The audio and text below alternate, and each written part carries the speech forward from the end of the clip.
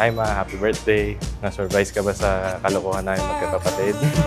Interview ko nga sila kanina si Andre. Sabi ko, how did they come up with this? And then they're saying na nagpaparinig ka daw.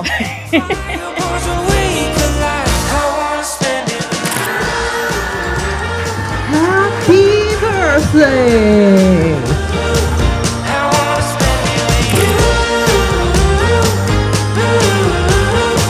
Happy birthday, Tek! Nagpapasalamat kami ng iyong mga barkada since high school kasi kahit paano naaalala mo. At alam naman namin masaya kapag kasama mo. Ngayong 60 ka na, Bawas-bawasan mo yung pag-stress mo. Alam mo naman, mahal na mahal kita, mahal na mahal ka ni Kuya. Ang masasabi ko lang is, mahal na mahal ko siya.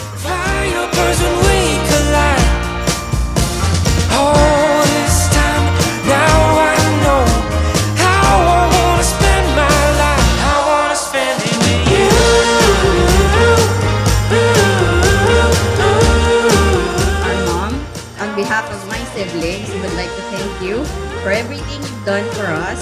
Thank you for always being the life of the party, for always cooking the best meals for us, for taking care of us, for being our protector and being our biggest cheerleader.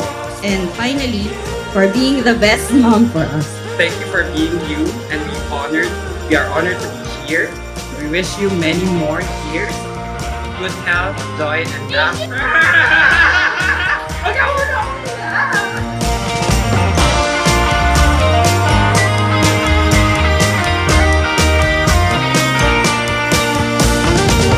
Wish you good health, more blessings to come, and lalo pang gumanda, gaya nga nasabi ni Seb na ikaw ang kitaganda. Enjoy mo pa yung buhay mo to the fullest. Ayun, pag may kailangan ka lang, tulad nga ng sinasabi niya, sa amin naman kayo lumapit.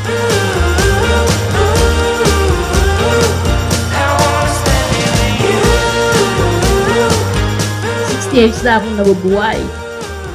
Diba? Nabubuhay ako 60 years na aantay ko naman. Alam niya ako papunta, diba?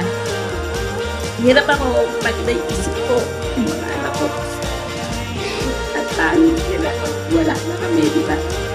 Hindi na ako takot mamatayin. Takot ako maipo yung mga anak ko.